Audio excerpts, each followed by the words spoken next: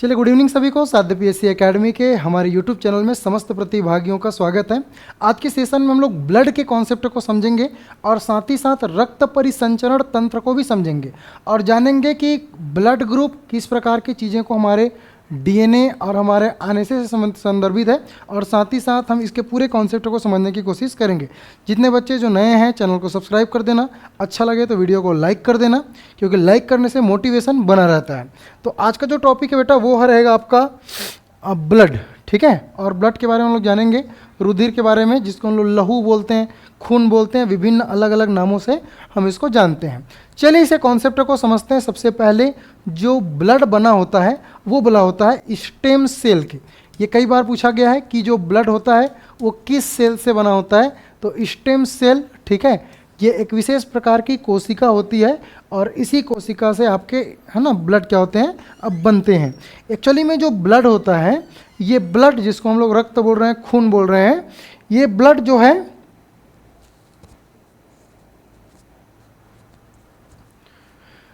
ठीक, इस ब्लड के जो अध्ययन है इसको हम लोग बोलते हैं हेमेटोलॉजी या सीरोलॉजी, ठीक है। हेमेटोलॉजी या इसी को बोलते हैं सीरोलॉजी, ठीक है। दोनों नाम से जानते हैं, हेमेटोलॉजी या सीरोलॉजी, ठीक है। तो ये क्वेश्चन पूछा गया है कि भाई ब्लड के अध्ययन को क्या कहते हैं या रक्त के अध्ययन को किस नाम से जानते हैं, तो रक्त के अध्ययन को हेमेटोलॉजी या सीरोलॉजी के नाम से जाना जाता है। आपको ये बता दूं कि जो ब्लड होता है बेटा, ये नेचुरल कोलाइड होते हैं। क्या होते हैं? Natural collide. कोलाइड कहने का मतलब ये है कि इसको अगर छानेंगे तो इसके कण छन्नी में छन जाएगा। जैसे आप क्या करते हो, चाय को छानते हो, तो चाय को छानते हो तो जो चाय की जो लिक्विड है वो नीचे कप में आ जाती है और जो चाय पत्ती है या अदरक की जो लेयर है वो ऊपर छन्नी में क्या हो जाता है, बैठ जाता है। वैसे अगर आप ब्लड को छानेंगे तो उसकी छन्नी में रुक जाएगा। ऐसे विलियनों को बोलते हैं कोलाइडी विलियन। तो कोलाइडी किसको बोलते हैं, समझ आ गया। तो सिर्फ जिस प्रकार से चाय को छानते हैं वैसे अगर हम ब्लड को भी छानेंगे तो उसके जो पार्टिकल्स है, उसके जो कण है, वो छन्नी में क्या हो जाएगा, छना जाएगा। इसकी जो पीएच वैल्यू होती है, ब्लड की पीएच वैल्यू होती है, वो होती है बेटा 7.4, 7.4। मतलब रक्त का पीएच मान अगर आपसे पूछा जाए तो रक्त का पीएच मान कितना होगा, 7.4। सर स्क्रीन नहीं दिख रहा है, अभी दिख रहा है पिंकी,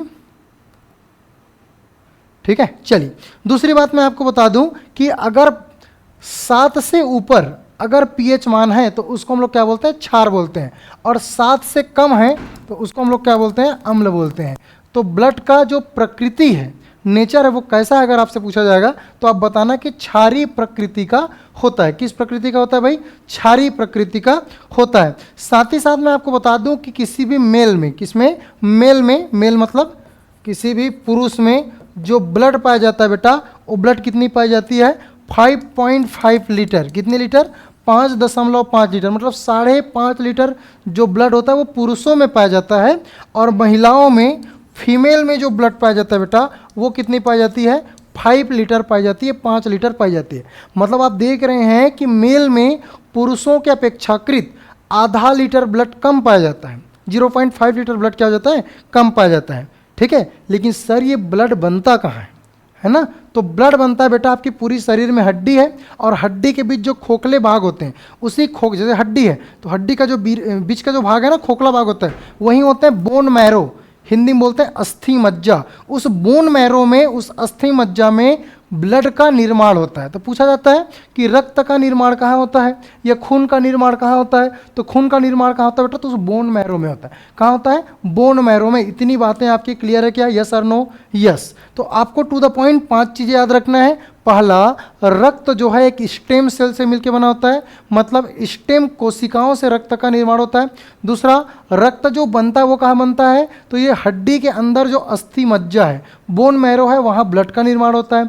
तीसरी बात कि भाई ये कोलाइडी विलियन है, क्योंकि विलियन 3 प्रकार के है ना, एक विलियन आपका कोलाइडी विलियन और एक निलंबन कण।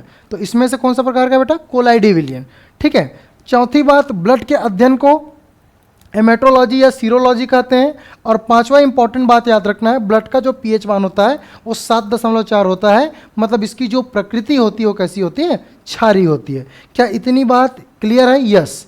अब आपको पता है कि ब्लड पूरे शरीर में दौड़ रहा है, दौड़ रहा है मतलब परिसंचरित कर रहा है, गति कर रहा है। तो कोई भी चीज़ जब दौड़ता है, जब कोई भी चीज़ गति करता है तो वो क्या करता है, हीट जनरेट करता है, ऊष्मा जनरेट करता है। अभी आप ही अपने हाथ को बार बार घुमाओगे, बार बार घुमाओगे तो आपका हाथ से पसीना निकलना स्टार्ट होगा, क्योंकि गर्मी आ जाएगी। आप दौड़ते हैं 4 राउंड, आपके शरीर में पसीना आता है, क्यों? क्योंकि ऊष्मा उत्पन्न हो जाता है, और ऊष्मा उत्पन्न हो जाता है कहने का मतलब एक प्रकार का टेम्परेचर जनरेट हो जाता है। मतलब जो ब्लड होता है बेटा, वो आपके शरीर में ताप नियंत्रण का भी कार्य करता है। किसका कार्य करता है? ताप नियंत्रण का भी कार्य करता है। तो इतनी बातें आपको याद रहनी चाहिए, ठीक है। चलिए आगे देखते हैं। जो ब्लड होता है, जो रक्त होता है, इस रक्त को हम लोग कैटेगराइज करेंगे तो रक्त के 2 भाग होते हैं। कितने भाग होते हैं भाई? रक्त के 2 भाग। खून के कितने भाग? 2 भाग। एक भाग होता है बेटा प्लाज्मा। कौन सा? प्लाज्मा, ठीक है, क्या? प्लाज्मा। और दूसरा होता है कॉर्पल्स, रुधिराणु। रुधिराणु। तो एक होता है आपका प्लाज्मा और दूसरा क्या होता है? रुधिराणु। तो कभी कभी आप लोग ब्लड टेस्ट कराने जाते हैं, और ब्लड टेस्ट कराने जाते हैं तो आपके प्लाज्मा चेक किया जाता है, आपके कॉर्पल्स चेक किए जाते हैं, ठीक है। तो प्लाज्मा जब चेक करते हैं तो बोलते हैं कि भाई इसका सीरम निकाल दो, ठीक है। चूँकि आपके प्लाज्मा में 2 इंपॉर्टेंट प्रोटीन्स पाए जाते हैं। क्या पाए जाते हैं? 2 इंपॉर्टेंट प्रोटीन्स। एक है बेटा फाइब्रोनोजन, जिसको फाइब्रोनोजिन के नाम से जानते हैं, स्पेशल फाइब्रोनोजिन। ये एक विशेष प्रकार की प्रोटीन जो कि प्लाज्मा में पाई जाती है। और दूसरा आपका है बेटा इंपॉर्टेंट प्रोथ्रोम्बिन। क्या है? प्रोथ्रोम्बिन। ये 2 प्रकार के प्रोटीन हैं, ठीक है। 2 प्रकार के प्रोटीन कहाँ पाए जाते हैं अगर पूछेगा तो आपको बताना है कि प्लाज्मा के अंदर 2 प्रोटीन, एक होता है फाइब्रोनोजिन और एक होता है प्रोथ्रोम्बिन। ये पाए जाते हैं आपके ब्लड में। कहाँ पाए जाते हैं? ब्लड में पाए जाते हैं। अब मैं मतलब प्लाज्मा में पाए जाते हैं, ब्लड के अंदर प्लाज्मा, और प्लाज्मा के अंदर क्या पाए जाते हैं? 2 विशेष प्रकार की प्रोटीन पाए जाते हैं। कभी कभी क्या होता है, इस प्लाज्मा से फाइब्रोनोजिन जो प्रोटीन है इसको निकाल देते हैं, और जब इसको निकालते हैं तो बन जाता है बेटा सीरम। क्या बन जाता है? सीरम। तो क्वेश्चंस पूछते हैं कि अगर प्लाज्मा से फाइब्रोनोजिन हटा दिया जाए तो क्या प्राप्त होता है? तो क्या प्राप्त होता है? सीरम प्राप्त होता है। सर, रक्त में प्लाज्मा कितना प्रतिशत होता है और रक्त में रुधिराणु कितना प्रतिशत होता है? तो बेटा जो प्लाज्मा होता है वो 60% होता है। तो रुधिराणु कितना प्रतिशत होगा? तुम ही लोग बताओ। यस, 40% होगा, ठीक है। कितने परसेंट? 40% होंगे। मतलब किसी भी खून में प्लाज्मा का परसेंटेज 60% और रुधिराणु का परसेंट कितने होंगे? 40% होंगे। तो प्लाज्मा के बारे में पूरा खानदान बता दिया मैं कि प्लाज्मा जो होता है ये फाइब्रोनोजिन और प्रोथ्रोम्बिन प्रोटीन से बनता है, जिसके कारण से प्लाज्मा गाढ़ा रहता है। और जब गाढ़ा रहता है इसको ढीला किया जाता है, फीका किया जाता है, तब इसमें से फाइब्रोनोजिन हटा दिया जाता है, और जब ये फीका बन जाता है उसको हम लोग क्या बोलते हैं? सीरम बोलते हैं। क्या बोलते हैं बेटा? सीरम, ठीक है। चलिए आगे देखते हैं रुधिराणु। ये जो कॉर्पल्स होते हैं ये 3 प्रकार के होते हैं। कितने प्रकार के होते हैं? 3 प्रकार के कॉर्पल्स होते हैं। एक होता है बेटा आरबीसी। क्या होता है? RBC, red blood कॉर्पल्स। Red blood कॉर्पल्स, Hindi में लाल रक्त कणिका। क्या बोलते हैं? लाल रक्त कणिका। दूसरा होता है डब्ल्यूबीसी। डब्ल्यूबीसी मतलब वाइट ब्लड कॉर्पल्स, श्वेत रक्त कणिका, ठीक है। ये क्या है? RBC, red blood कॉर्पल्स। ये क्या है? WBC, white blood कॉर्पल्स। और एक होता है बेटा आपका प्लेटलेट्स। क्या होता है? प्लेटलेट्स। ये लो। तो 3 प्रकार के रुधिराणु आपके खून में होते हैं, आरबीसी, डब्ल्यूबीसी और प्लेटलेट्स। सर, ये आरबीसी जिसको आप लोग रेड ब्लड कार्पल्स बोल रहे हैं, और ये डब्ल्यूबीसी वाइट ब्लड कार्पल्स है, तो ठीक है वाइट रहना चाहिए, रेड क्यों हो चुका है? तो इसके बेटा रेड होने का सबसे इंपॉर्टेंट जो कारण है वो है हीमोग्लोबिन की उपस्थिति। किसकी उपस्थिति? हीमोग्लोबिन की उपस्थिति। हीमोग्लोबिन की उपस्थिति के कारण से आपका जो ब्लड है वो क्या हो जाता है? लाल रंग का हो जाता है। क्या रंग का हो जाता है? लाल रंग का, जिसको एचबी बोल देते हैं, हीमोग्लोबिन। ये हीमोग्लोबिन में ना आयरन की मौजूदगी होती है। किसकी मौजूदगी होती है? आयरन की मौजूदगी होती है। और ये आयरन की मौजूदगी के कारण से, ठीक है, आयरन की मौजूदगी के कारण से हीमोग्लोबिन की उपस्थिति आरबीसी में लाल रंग पैदा कर देती है, जिसके कारण से आरबीसी का रंग कैसा हो जाता है, लाल रंग हो जाता है। ये दिखने में कैसा है, तो दिखने में चॉकलेट टाइप सा गोलाकार दिखाई देगा। कैसा बेटा, गोलाकार। तो आरबीसी की जो आकृति है वो कैसा है, गोलाकार। क्या बोलेंगे, गोलाकार बोलेंगे, ठीक है। इसका साइंटिफिक नेम एरिथ्रोसाइट, क्या है, एरिथ्रोसाइट, ये भी याद रखना, ठीक है। अब आरबीसी तो उसका रेड ब्लड कॉर्पस नाम हो गया, लेकिन उसका वैज्ञानिक नाम अगर पूछा गया, साइंटिफिक नेम बताओ, तो क्या, एरिथ्रोसाइट। कौन सा साइट, एरिथ्रोसाइट। आरबीसी का वैज्ञानिक नाम एरिथ्रोसाइट। आकार कैसा है, गोलाकार। कैसा है भाई, गोलाकार। ये आरबीसी 120 दिन तक जीवित रहता है। कितने दिन का इसका जीवन काल रहता है, 120 दिन इसका जीवन काल होता है। ये भी याद रखना, ये भी पूछा गया है कि आरबीसी का जीवन काल कितना होता है, तो 120 दिन। आपके हीमोग्लोबिन की मौजूदगी शरीर में चुस्ती प्रदान करता है। आप चुस्त रहते हो ना एकदम, तो चुस्त रहते हो तो क्यों रहते हो, तो आप चुस्त रहते हो हीमोग्लोबिन की आपकी शरीर में भरपूर मात्रा में होना, इसीलिए बोलते हैं खून बढ़ाओ चुस्ती आएगा। तो खून नहीं, खून का स्पेशल कैटेगरी आरबीसी, और आरबीसी में अगर अधिक मात्रा में हीमोग्लोबिन मौजूद है तो आपके शरीर चुस्त होंगे। इसीलिए हीमोग्लोबिन का टेस्ट भी कराते हैं कि भाई हमारे बॉडी एकदम कमज़ोर लग रहा है, वीकनेस लग रहा है, कि हमको हीमोग्लोबिन का टेस्ट कराना है। तो हीमोग्लोबिन का टेस्ट इसीलिए कराया जाता है ताकि आपकी जो आलसीपन है वो आपकी तंदुरुस्ती है, चुस्ती में कन्वर्ट हो सके। तो कई लोग बोलते हैं ना, पढ़ने का मन नहीं करता, एकदम आलसी लगता रहता है, तो वो इस कारण से क्योंकि आपने चुस्ती की कमी है। तो अच्छे से खाइए, एप्पल खाइए, है ना, गुड़ खाइए, पालक की सब्जी खाइए, ठीक है, आंवला खाइए, नींबू खाइए, जिससे आपके बहुत सारे सोर्सेस हैं, ठीक है, क्योंकि ये सब खाएंगे। अनार खाइए तो आपके जो आरबीसी है वो स्ट्रांग होगा, हीमोग्लोबिन की मौजूदगी बढ़ेगी और आपका शरीर क्या रहेगा, चुस्त रहेगा। दूसरी बात है बेटा ल्यूकोसाइट, जिसको हम लोग बोलते हैं डब्ल्यूबीसी, ल्यूकोसाइट, ल्यूकोसाइट, ल्यूकोसाइट। तो पूछा गया एग्जाम में डब्ल्यूबीसी को किस नाम से जानते हैं, या डब्ल्यूबीसी का नाम क्या है, तो ल्यूकोसाइट, ठीक है। क्या है, ल्यूकोसाइट। आपके शरीर में लगभग 10,000 डब्ल्यूबीसी होना चाहिए। कितने होने चाहिए, 10,000 डब्ल्यूबीसी होने चाहिए। लेकिन इसका जो जीवन काल है वो मात्र और मात्र कितने दिन है, 4 दिन है। कितने भाई, 4 दिन में इसकी जीवन लीला खत्म हो जाती है। 4 दिन इसका क्या है, जीवन काल है। किसका, डब्ल्यूबीसी। सर डब्ल्यूबीसी का आकार क्या होता है, तो इसकी आकार नहीं होती, इसकी आकार अनिश्चित होती है। कैसी होती है भाई, अनिश्चित आकार की होती है। और ये क्या करता है सर, तो आपके शरीर में जो छोटे मोटे कीटाणु हैं, बैक्टीरिया हैं, जीवाणु हैं, इनको लड़ने का काम करता है, रोगों से रक्षा करता है, ठीक है। रोगों से रक्षा मतलब प्रतिरक्षा तंत्र की तरह कार्य करता है ना, आपको निरोगी रहने में मदद करता है। तो डब्ल्यूबीसी आपके शरीर में पुलिस मैन की तरह कार्य करता है, लड़ता है छोटे मोटे वायरस बैक्टीरिया से। तो ये डब्ल्यूबीसी आपके शरीर के लिए एक प्रतिरक्षा तंत्र है ना विकसित करता है। That's clear. चलिए अगली बात जो आपको जानना है वो है प्लेटलेट्स के बारे में। प्लेटलेट्स भी आपके रुधिराणु का ही प्लाट्स है और इसको बोलते हैं बेटा थ्रम्बोसाइट। क्या बोलते हैं, थ्रम्बोसाइट, थ्रम्बोसाइट। ये लो भाई थ्रम्बोसाइट। तो प्लेटलेट्स जिसका नाम है थ्रम्बोसाइट, और जो प्लेटलेट्स होते हैं ये लगभग 2 से 4 लाख आपके शरीर में होने चाहिए। कितने से 4 लाख, 2 से 4 लाख आपके शरीर में होने चाहिए प्लेटलेट्स।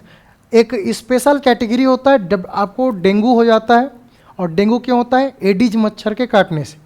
तो जब आपको डेंगू होता है ना तो आपके जो प्लेटलेट्स हैं वो धड़ाधड़ नीचे गिरता है। मतलब जो 2 से 4 लाख होना चाहिए ना वो धड़ाधड़ लाख के नीचे गिरेगा। 80,000, 70,000, 40,000। कई बार इसकी प्लेटलेट्स की कमी के कारण से व्यक्ति की मृत्यु भी हो जाती है, मर भी जाते हैं लोग। तो ये प्लेटलेट्स जो है आपके बॉडी में बहुत इंपॉर्टेंट है।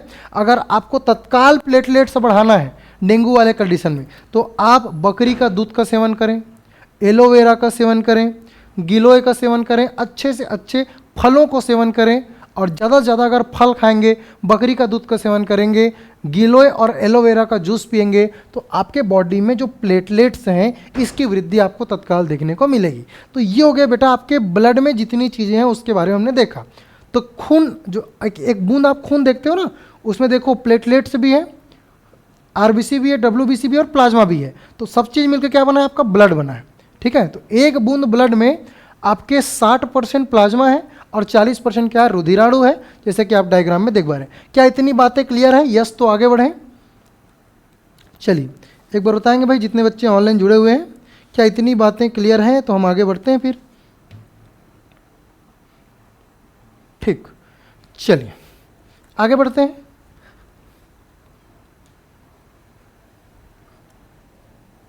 चलो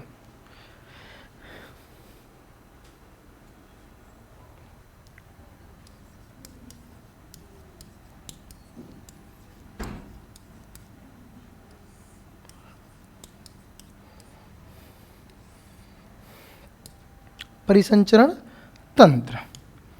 इस परिसंचरण तंत्र के अंतर्गत हम इम्पॉर्टेंट 4 चीज़ों को पढ़ेंगे, जिसमें से हम लोग फिलहाल तो एक चीज़ हमने पढ़ लिया है, और वो जो है वो है आपका ब्लड, जिसको हम लोग बोलते हैं बेटा रक्त।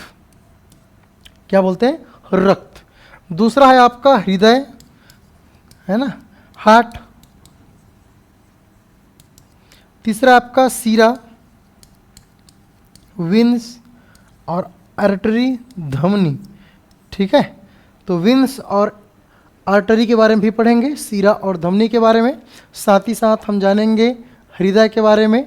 ठीक है, तो ये विभिन्न चीज़ें हम लोग अभी डिस्कस करने जा रहे हैं। ठीक है, चलिए तो विंस, आर्टरी, हार्ट और ब्लड के बारे में संक्षिप्त। ब्लड के बारे में मैंने आपको बता दिया, तो ब्लड के बारे में जितना आपको बेसिक चीज़ें पता होनी चाहिए वो आपको पता चल चुकी है। ठीक है, अभी हम देखेंगे हृदय के बारे में भाई, कि हृदय है क्या चीज़। ठीक है, चलिए कोशिश करें मेरे साथ अगर डायग्राम बना पाते हैं तो बिल्कुल डायग्राम आप बनाते हुए चलें।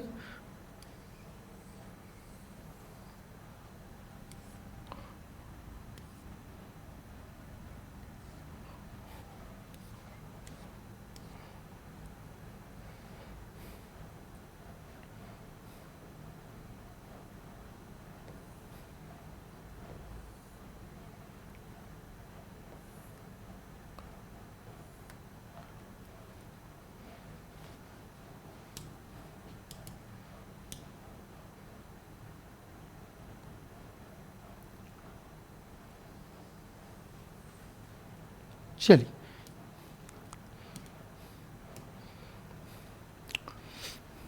ये हो गया आपका ब्लड।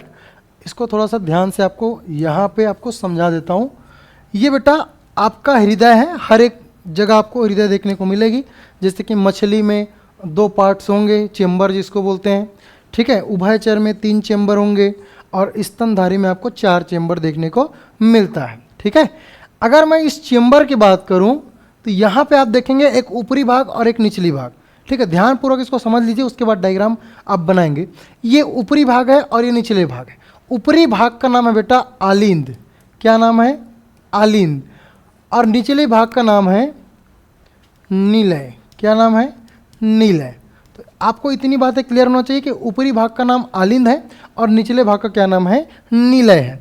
ऊपर वाला जो भाग है, ऊपर वाला जो पोर्शन है जिसको हम लोग बोल रहे हैं, तो ये ऊपर वाला भाग जो आलिंद होता है बेटा, ये रिसीव करने का काम करता है, ग्रहण करने का काम करता है।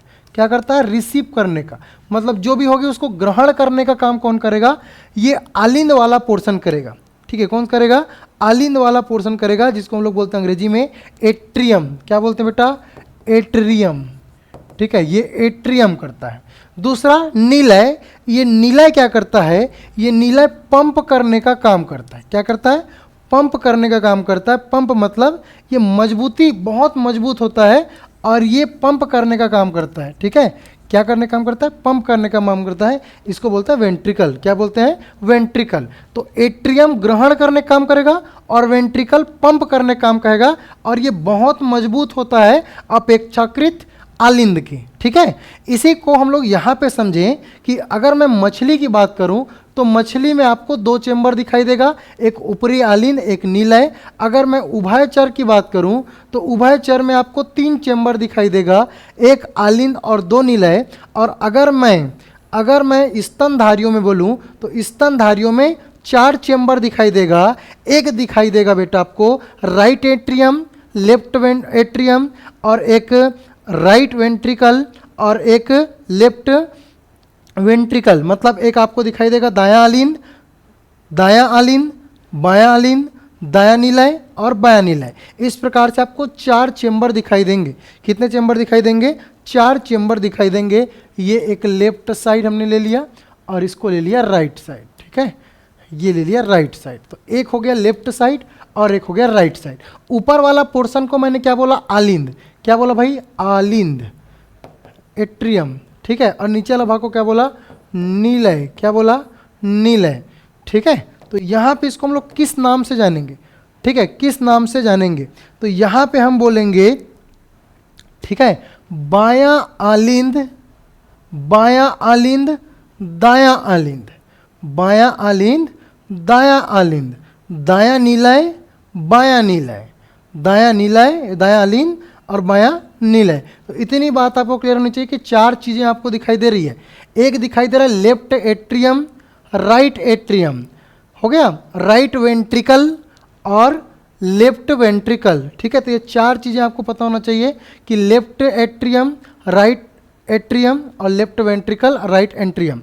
आपको बता दूं कि जो आपका जो बायां आलिंद है और यहाँ पे बायां निलय है, इसके बीच बायां आलिंद और बायां निलय के बीच द्विवलनी का पार्ट है। क्या है भाई?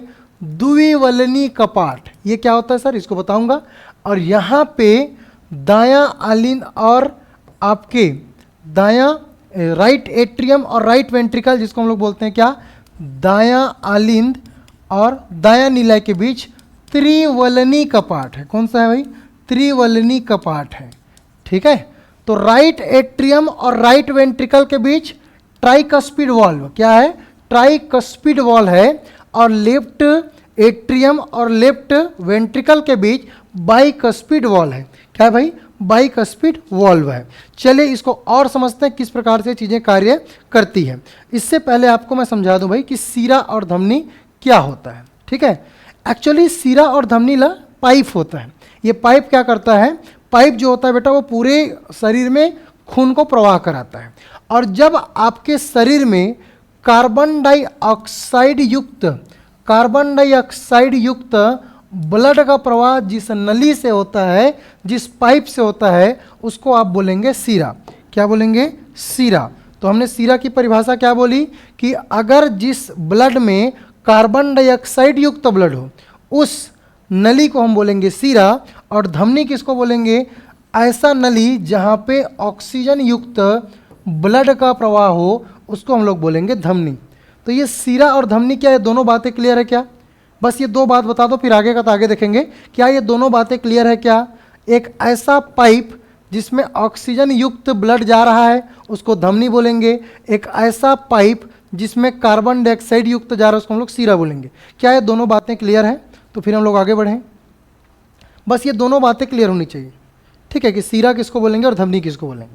बाकी वो बाद में देखेंगे, हार्ट की संरचना, ठीक है। पहले ये दोनों बातें बता दो कि सीरा और धमनी में किसी कन्फ्यूजन है क्या? नहीं सर, सीरा उसको बोलेंगे कि ऐसा पाइप है जिसमें कार्बन डाइऑक्साइड युक्त ब्लड जा रहा है, और धमनी उसको बोलेंगे जिसमें ऑक्सीजन युक्त ब्लड जा रहा है, ठीक है। चलिए, तो इतनी बातें आपने समझ लिया।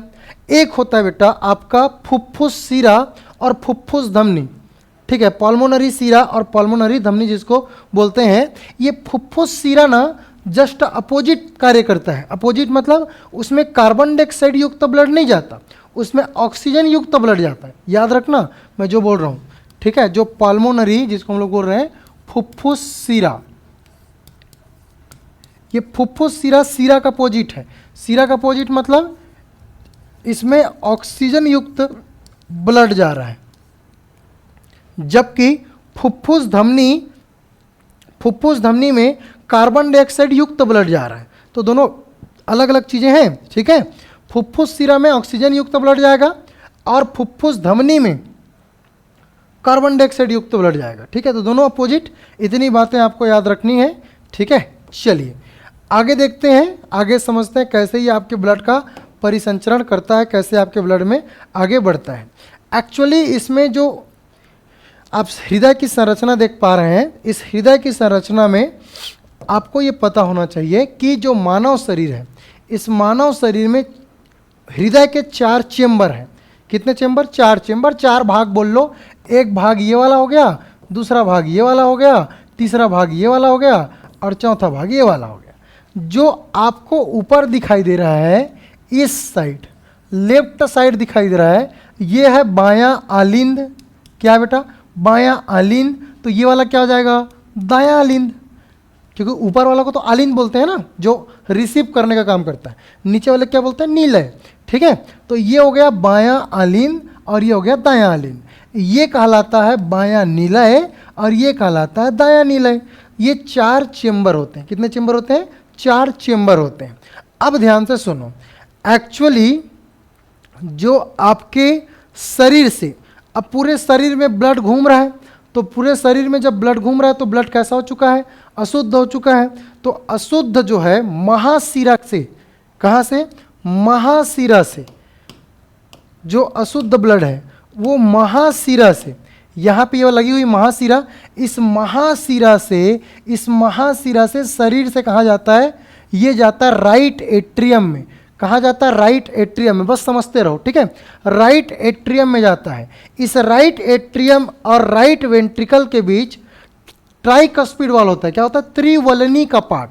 ये त्रिवलनी कपाट फट से खुलता है और ये ब्लड कहाँ चला जाता है? ये ब्लड चला जाता है राइट वेंट्रिकल में, मतलब दायां नीलय में। कहाँ चला गया? दायां नीलय। तो सबसे पहले आपसे पूछेगा कि पूरे शरीर से ब्लड कहाँ जाता है? तो पूरे शरीर से ब्लड जाता है दायां आलिंद में। कहाँ जाता है? दायां आलिंद। दायां आलिंद और दायां नीलय के बीच त्रिवलनी कपाट होता है। ये कपाट खुलता है, दाएं से ब्लड कहाँ गिरेगा? ये गिरेगा दायां नीलय में। अब पूरी ब्लड यहाँ से पंपिंग होगा, क्योंकि आपके नीलय का काम है पंप करना, तो ये पूरा ब्लड को फेंक देता है और ये पूरी ब्लड कहाँ चली जाती है? फेफड़ा में। कहाँ चला जाता है? फेफड़ा में। ठीक है, कहाँ चला गया भाई? फेफड़ा में। कैमरा, हाँ कैमरा थोड़ा सा ब्लर हो रहा है यार। चलो ठीक है, कहाँ चला गया भाई? ये चला गया फेफड़ा में। अब ये फेफड़ा में आपका ब्लड चला गया है। अब जब ये फेफड़ा में ब्लड गया है, फेफड़ा में आपका ब्लड गया है, तो ये ब्लड, अब फेफड़ा में क्या होता है? आप सांस लेते हो, तो अब सांस लेते हो तो ऑक्सीजन ग्रहण करते हो, तो ऑक्सीजन उस ब्लड से मिल जाता है। अब जो फेफड़ा से जो खून आएगा वो शुद्ध खून होगा। कैसा होगा? शुद्ध खून होगा। और ये कहाँ जाएगा? लेफ्ट एट्रियम में। कहाँ जाएगा? लेफ्ट एट्रियम में। इसके बीच होता है द्विवलनी कपाट। ये द्विवलनी कपाट खुलता है, दाएं से ब्लड नीचे गिरेगा, कहाँ? बायां नीलय में। और फिर ये कहाँ करेगा? पंपिंग होके चला जाएगा आपके आपके आपके महाधमनी में। कहाँ चला जाएगा? महाधमनी में। ठीक है, कहाँ चला जाएगा? महाधमनी में। महाधमनी में चला जाएगा। ठीक है, मतलब आपने क्या समझा? आपने समझा, ठीक है, आपने ये समझ आया। इस लाइन को बस आप लोग को याद रखना है कि सबसे पहले आपके शरीर में जो खून दौड़ रहा है वो कैसा है? अशुद्ध। अशुद्ध मतलब कार्बन डाइऑक्साइड युक्त। अशुद्ध मतलब कार्बन डाइऑक्साइड युक्त। इतनी बातें याद रखना है।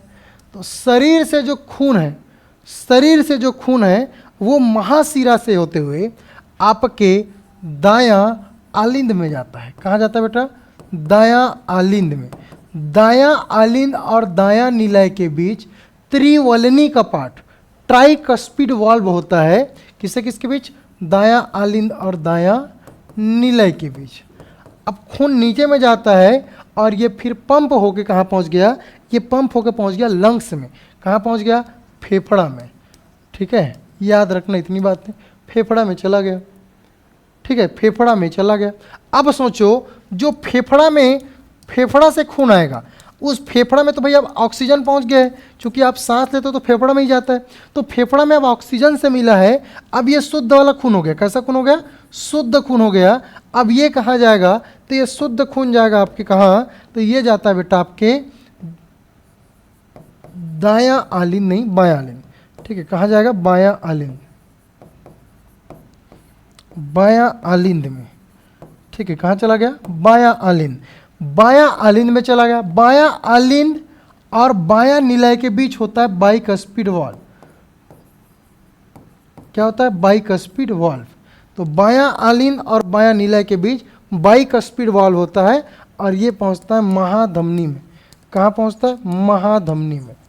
अब आपसे पेपर में क्या प्रश्न पूछेगा उसको समझो, वो ज़्यादा इंपॉर्टेंट। आपसे पेपर में यहाँ से 3-4 क्वेश्चंस बनेंगे। पहला, दायां आलिंद और दायां निलय के बीच कौन से वाल्व होता है? तो आपको बताना है त्रिवलनी कपाट। कौन सा वलनी? त्रिवलनी कपाट। अशुद्ध खून कहाँ जाता है? तो अशुद्ध खून शरीर से महाशिरा के होते हुए, महाशिरा से होते हुए दायां अलिंद में जाता है। बोलना कहाँ? बोलना दायां अलिंद। दायां नीला से खून कहाँ जाता है? फेफड़ा में। फेफड़े से जो खून जाता है, ये फेफड़े से खून कैसा होता है? शुद्ध होता है क्या शुद्ध? तो कैसा होता है? शुद्ध होता है। बायां अलिंद और बायां निलय के बीच कौन सा कपाट होता है? तो ये होता है बाइकस्पिड वाल्व, द्विवलनी कपाट।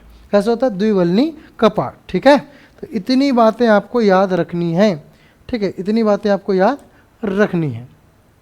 चलिए, तो ये आपने देखा बेटा परिसंचरण तंत्र। इस प्रकार से आपका शरीर पूरी तरीके से पंपिंग हो रहा है, घूम रहा है, पूरा पंप हो रहा है। अब इसको सिंपल सी भाषा में अगर अपनी भाषा में समझाऊं तुम लोगों को, तो है क्या चीज़ ये, है ना? है क्या चीज़? जैसे घर में पंप लगा होता है ना, पंप मतलब जो टुल्लू पंप की बात करते हैं ना, पंप लगा होता है, वैसे ही पूरी तरीके से पंप लगा है। अब पंप को अलग अलग पाइप दे दिए हैं।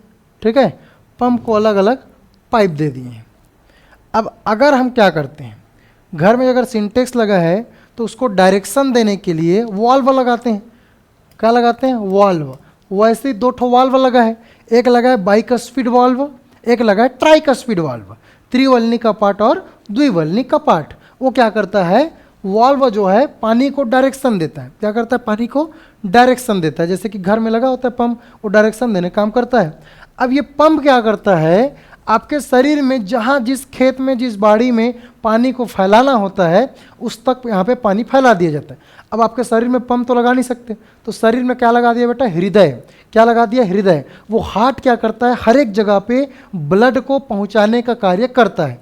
इतनी बातें समझ आ गया? अगर मेरे इस अंगूठे तक पानी ब्लड आ रहा है तो किसकी वजह से आ रहा है? हार्ट की वजह से। वो हार्ट क्या करता है? पंप करने का कार्य करता है। इतनी बातें आपको समझना है। तो यहाँ पे अगर मेरा पैर है, यहाँ पे मेरा हाथ है, यहाँ पे मेरा सिर है, यहाँ पे मेरा एक और हाथ है, तो पूरे शरीर को ब्लड पहुँचाने का कार्य कौन करता है? तो वो करता है बेटा आपका पंप। जैसे घर में टुल्लू पंप पानी को पहुँचाता है, वैसे आपके शरीर में कौन पंप करता है? तो वो शरीर में करता है हृदय। कौन करता है? हृदय। अब पाइप लगा है, अब यहाँ पे पाइप प्लास्टिक के नहीं लगा सकते, तो यहाँ पे सिरा और धमनी 2 पाइप है। सिरा उसे कहेंगे बेटा जो कार्बन डाइऑक्साइड युक्त ब्लड को ले जाता है, और जो ऑक्सीजन युक्त ब्लड को लेके जाता है उसको धमनी कहते हैं, है ना? तो जा रहा है तो उसको वापस भी तो आना पड़ेगा। ठीक है, ताकि वो फिल्टर हो सके। That's clear? क्या इतनी बातें समझ आ रही? दैनिक जीवन से कनेक्ट कर पा रहे हो कि नहीं? ठीक है, अब कुछ चीज़ें आपको याद करना पड़ेगा। दायां अलिंद, दायां निलय, बायां अलिंद, बायां निलय। हालांकि वो समझ गया होगा तो याद करने की भी जरूरत नहीं है। ठीक है, चलिए, क्या इतनी बातें क्लियर हैं? तो आगे बढ़ें।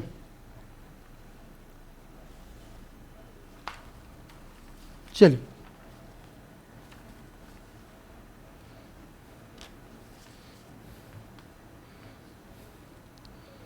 चलो, हो गया?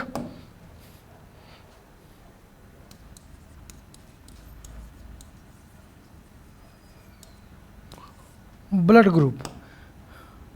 ब्लड ग्रुप को बोलते हैं बेटा रक्त समूह। क्या बोलते हैं? रक्त समूह। रक्त समूह, ब्लड ग्रुप।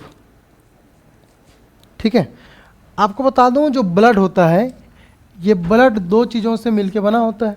जैसे हमने बताया, एक होता है बेटा प्लाज्मा। क्या? प्लाज्मा। और दूसरा होता है रुधिराणु। दूसरा क्या होता है? रुधिराणु। तो एक हमने देखा क्या? प्लाज्मा। और एक होता है ब्लड कॉर्पल्स। एक क्या होता है? ब्लड कॉर्पल्स।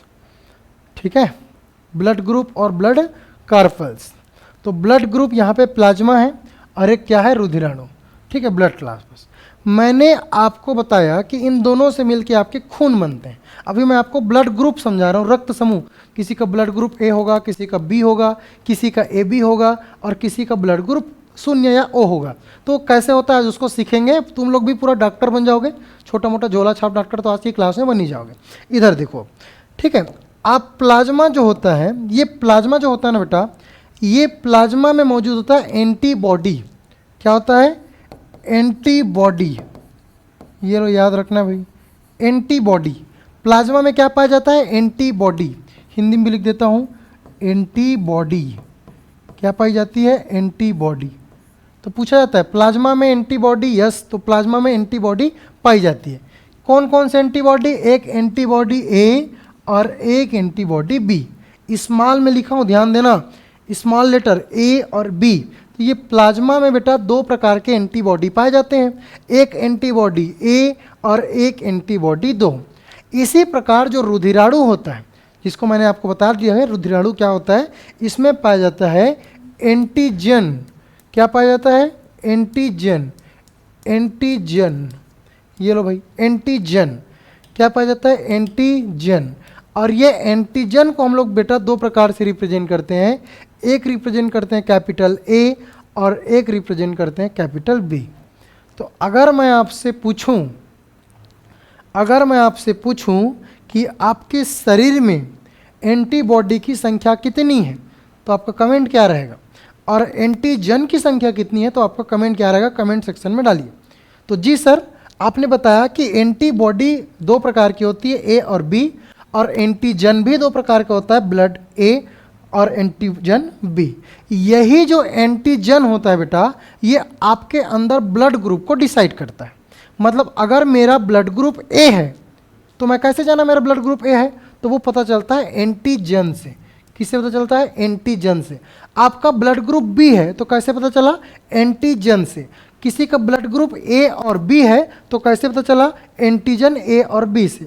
किसी का ब्लड ग्रुप ओ है या जीरो है, तो कैसे पता चलेगा? एंटीजन से। मतलब हम ब्लड ग्रुप को डिसाइड करते हैं किसकी वजह से? एंटीबॉडी की वजह से कि एंटीजन की वजह से? कमेंट सेक्शन पे कमेंट करके बताओ कि ब्लड ग्रुप किससे डिसाइड होता है, एंटीबॉडी या एंटीजन से। चलिए, ये एंटीजन और एंटीबॉडी क्या है इसको समझते हैं।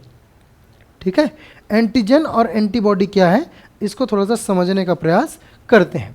इसके लिए सबसे पहले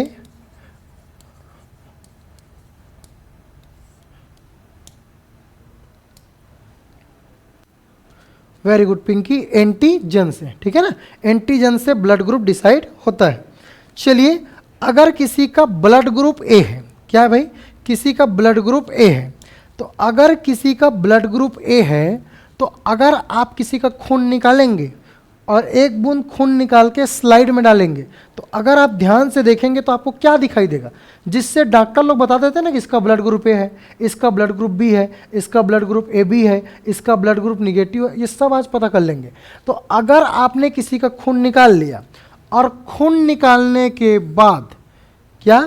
खून निकालने के बाद अगर आपको इस टाइप की संरचना दिखाई दे रही है, इस टाइप की संरचना दिखाई दे रही है, इस टाइप की संरचना दिखाई दे रही है। अब ये बताओ, ये अंग्रेजी के, ये जो ट्रायंगल बनाया हूँ, अंग्रेजी के कौन से अक्षर टाइप का दिख रहा है? ये अंग्रेजी के कौन से अक्षर टाइप का दिख रहा है? ये अंग्रेजी के कौन से अक्षर टाइप का दिखाई दे रहा है? यस सर, ये वाला ए टाइप का दिखाई दे रहा है सर, ए टाइप का दिखाई दे रहा है। तो ये हो गया बेटा एंटीजन ए। क्या हो जाएगा? एंटीजन ए। और भी नहीं दिखाई दे रहा भाई, ए, ठीक है, भी जैसा भी दिखाई दे रहा है, ठीक है। तो ये हो गया एंटीजन ए। कैसा? एंटीजन ए, ठीक है। इसके साथ एंटीबॉडी भी मौजूद होता है। क्या मौजूद होता है? एंटीबॉडी भी मौजूद होता है। अब इसके साथ कौन सा एंटीबॉडी मौजूद होगा सर? तो इसके साथ जो एंटीबॉडी मौजूद होगा वो ज़्यादा इंपॉर्टेंट है। एंटीबॉडी बेटा ये इस प्रकार से रहता है, ये इस प्रकार से रहेगा एंटीबॉडी, ठीक है। एंटीबॉडी इस प्रकार से रहेगा, और ये जो है ये एंटीबॉडी बी है। क्या है? Antibody B. मतलब एंटीजन ए के साथ एंटीबॉडी बी, एंटीजन ए के साथ एंटीबॉडी बी। अब यहाँ पे आपने नेचर का करिश्मा देखो, ठीक है, नेचर का करिश्मा देखो। अगर मान के चलो, आगे देखते हैं, ब्लड ग्रुप बी, कैसे जानेंगे ब्लड ग्रुप बी होगा? तो हम अगर ब्लड ग्रुप बी को जानेंगे तो हमको ध्यान से देखने पे उसका जो खून है वो माइक्रोस्कोप से देखने पे समझ आएगा कि इस टाइप का बी टाइप की संरचना बनी होगी। किसके जैसे संरचना बनी होगी? बी टाइप की संरचना बनी होगी। और इस बी टाइप की संरचना को देख के समझ आएगा कि इसकी एंटीबॉडी क्या है? बी है। एंटीजन क्या है? बी है। और इसका जो एंटीबॉडी होगा वो क्या होगा उसको भी समझ लो। तो इसका जो एंटीबॉडी होगा ये त्रिभुज, ये इसका जो एंटीबॉडी होगा वो ए होगा। क्या होगा? ए होगा। अब सर ऐसा क्यों? तो ध्यान से आप लोग देखो, यहाँ पे ये एंटीजन है और नीचे वाला एंटीबॉडी। जो नीचे लिख रहा हूँ सब एंटीबॉडी है, ऊपर देख रहा हूँ वो सबके सब एंटीजन है। और हमको ब्लड ग्रुप कैसे पता चलता है? तो ब्लड ग्रुप पता चलता है एंटीजन को देख के। किसको देख के? एंटीजन को। अब ध्यान से यहाँ पे भगवान का चमत्कार देखो तुम लोग, ठीक है? क्या देखोगे? यहाँ पे देखो ये ट्रायंगल में है, और यहाँ पे इसको देखो कि ये ऐसा टाइप का है। यहाँ पे देखो ये ट्रायंगल जैसा है, ये ट्रायंगल जैसा है, और ये यहाँ पे इस शेप में है। अगर मान के चलो तुम लोग इसको अगर इसके साथ जोड़ दिए, अगर इसको तुम लोग इसके साथ जोड़ दिए तो ये ठीक यहाँ पे फिट बैठ जाएगा, और आपका ब्लड फ्लो नहीं हो पाएगा, आपका ब्लड आगे ही नहीं बढ़ पाएगा, क्योंकि ये प्लाज्मा में पाया जाता है। प्लाज्मा पतला होता है जो कि ब्लड को फ्लो कराता है। और अगर आपने इसके साथ इसको अगर गलती से जोड़ दिया, जिसको ब्लड अगर चढ़ा दिया, तो ये यहाँ पे ये वाला निशान इसके साथ फिट बैठ जाएगा। यदि इसको बेटा आपने इसके साथ ऐसा जोड़ दिया, ये देखो ये ठीक फिट बैठेगा, यहीं पे आके फिट बैठ जाएगा गड्ढा में, तो आपका ब्लड सर्कुलेट नहीं हो जाएगा। इसीलिए एक ब्लड ग्रुप को दूसरे ब्लड ग्रुप को नहीं चढ़ाते, क्योंकि मृत्यु हो सकती है ना। आप देखो यहाँ ध्यान से कि यहाँ वाली संरचना इसके साथ फिट बैठ रहा है, लेकिन ये नहीं बैठ सकता इसके साथ। तो भगवान ने इसके साथ ये वाला एंटीबॉडी दिया, इसके साथ ये वाला एंटीबॉडी दिया, ताकि आप हमेशा स्वस्थ रहें। अगर गलती से किसी और को किसी और का ब्लड ग्रुप चढ़ा दिए तो मृत्यु हो जाती है। इसका कारण यही है, ठीक है? चलिए, अगर मान के चलो ब्लड ग्रुप किसी का ए और बी दोनों है, अब तुम ही लोग बताओ, ब्लड ग्रुप ए और बी दोनों है, तो जब ब्लड ग्रुप ए और बी दोनों है तो दोनों दिखाई देगा। दोनों दिखाई देगा मतलब ए भी दिखाई देगा, बी भी दिखाई देगा, ए भी दिखाई देगा, बी भी दिखाई देगा, ए भी दिखाई देगा, बी भी दिखाई देगा, ए भी दिखाई देगा, बी भी दिखाई देगा, ए भी दिखाई देगा, बी भी दिखाई देगा, ए भी दिखाई देगा, बी भी, ए भी दिखाई देगा और बी भी दिखाई देगा। तो दोनों दिखाई दे रहा है, मतलब एंटीजन ए भी दिखाई दे रहा है, एंटीजन बी भी दिखाई दे रहा है। सर ये दोनों देख के हमको समझ आ गया कि ये वाला ब्लड ग्रुप ए और बी दोनों होगा। समझ आ रहा है क्या चल रहा है क्लास में? थोड़ा बहुत तो दिमाग में घुस रहा होगा कि चल क्या रहा है, ठीक है? कैसे ब्लड ग्रुप को पहचानते हैं। अब तुम ही लोग बताओ कि इसके साथ एंटीबॉडी क्या होगी? ये तुम लोगों से क्वेश्चन है मेरा, इसके साथ एंटीबॉडी क्या होगी?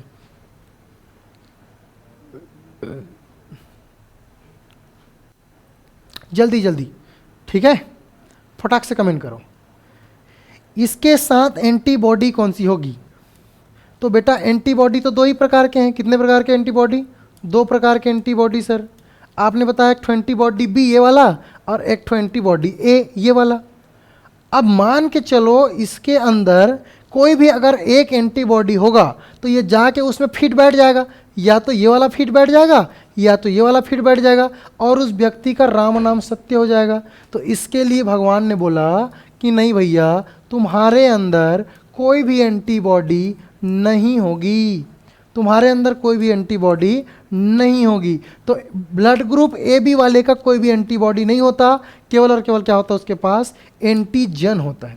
क्या होता है? एंटीजन होता है। अब आता है ब्लड ग्रुप जीरो।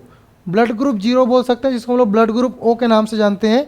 एक्चुअल में जीरो इसलिए क्योंकि वहाँ पे ना तो एंटीजन ए पाया जाएगा ना तो बी पाया जाएगा, क्योंकि हम लोग देखते इसी वजह से है। अगर ऐसा त्रिभुज टाइप का है तो ए, ऐसा बी टाइप का है तो बी, दोनों है तो ए और बी ब्लड ग्रुप, और इसमें तो कुछ भी नहीं है। तो कुछ भी नहीं है मतलब ब्लड ग्रुप जीरो, खाली पीली, ठीक है? लेकिन इसमें तो दोनों प्रकार के एंटीजन हो सकते हैं, सॉरी एंटीबॉडी हो सकते हैं, दोनों हो सकते हैं। क्यों? क्योंकि इसको कोई खतरा नहीं है। तो यहाँ पे एंटीबॉडी दोनों पाई जाएगी, एंटीबॉडी ए भी पाई जाएगी और एंटीबॉडी बी भी पाई जाएगी।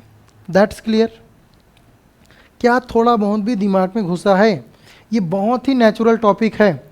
अगर आप इसको हाई लेवल तरीके से समझ चुके हैं तो आपने दैनिक जीवन में बहुत बड़ा कॉन्सेप्ट सीख लिया है। क्या ये बातें थोड़ी बहुत दिमाग में घुसी है? चलिए जल्दी से बताओ कमेंट करके भैया ना, फटाक से। क्या आपको अब ब्लड ग्रुप देखना आ जाएगा?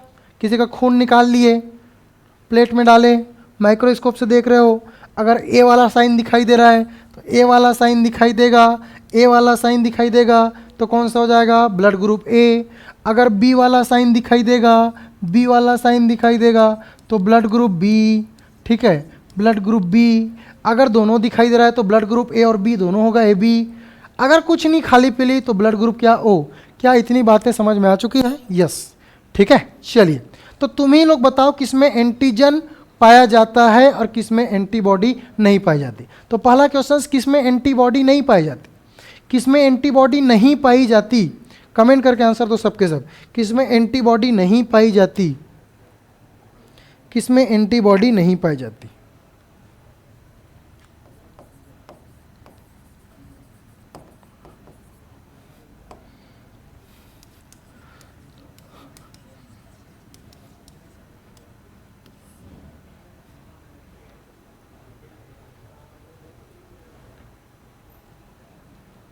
चलिए, तो भाई हमारा लैंडस्टीनर और वीनर जो कि वैज्ञानिक थे, है ना, इनके कर कमलों से आज लैंडस्टीनर और वीनर की वजह से हमको ब्लड ग्रुप समझ में आया। एक्चुअली वीनर को एक चीज़ पे डाउट हुआ।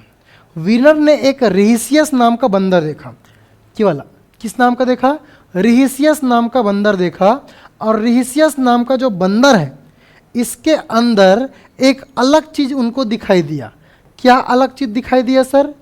ऐसे चौकोन आकार में चीज़ें दिखाई दी। किसके अंदर? रिहिसियस बंदर के अंदर, ठीक है। और बायोलॉजी की भाषा में जिसमें कोई चीज़ प्रेजेंट है, उपस्थित है, उसको पॉजिटिव बोलते हैं, और जिसमें अगर वो उपस्थित नहीं है उसको बोलते हैं बेटा निगेटिव। क्या बोलते हैं? निगेटिव। तो अगर जिसके अंदर ये चपटा वाला आकृति रहेगा उसको हम लोग क्या बोलेंगे? पॉजिटिव बोलेंगे। क्या बोलेंगे? पॉजिटिव बोलेंगे। तो इसी को बोल दिया, जिसके अंदर मौजूद है वो RH पॉजिटिव, और जिसके अंदर नहीं है उसको बोल दिया RH निगेटिव। किस में पाया गया? तो एक रिहिसियस नाम का बंदर था। किसने देखा? वीनर ने देखा। किसने देखा? वीनर ने।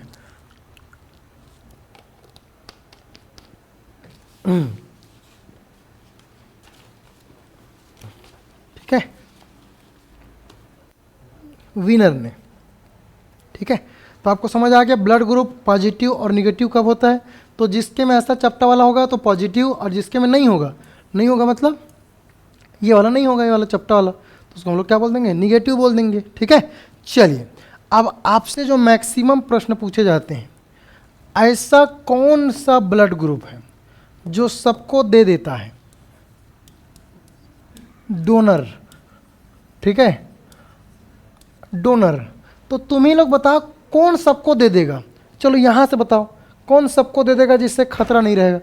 चलो बताओ, यहाँ से समझ के बताना कौन डोनर होगा, कौन सबको दे सकता है। तो भाई इसके पास देखो एंटीजन, एंटीजन तो है ही नहीं।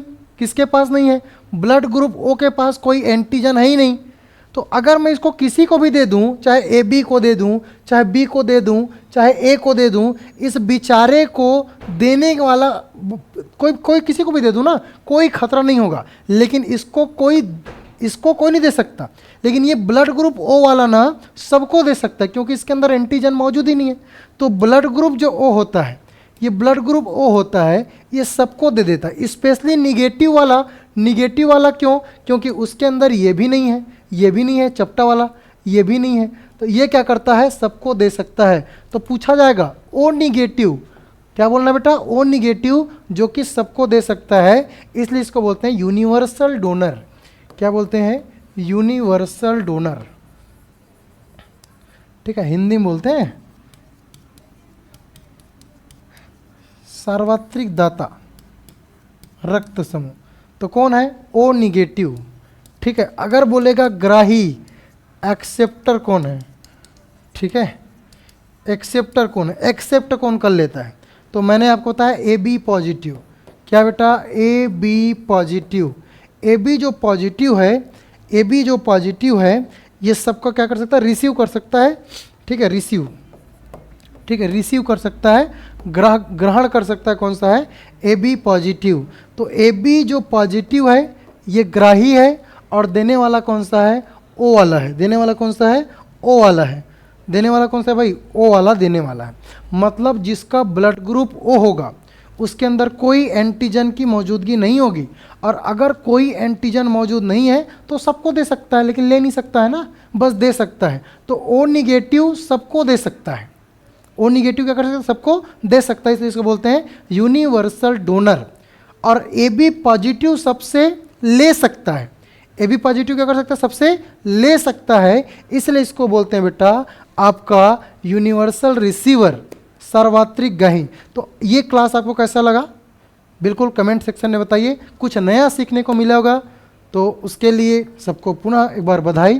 Thank you so much. जय हिंद, जय भारत, जय छत्तीसगढ़। कल पुनः मिलेंगे और नए टॉपिक पर चर्चा करेंगे। तब तक के लिए वीडियो को लाइक करेंगे, नए हैं तो चैनल को सब्सक्राइब करेंगे। Thank you so much all of you.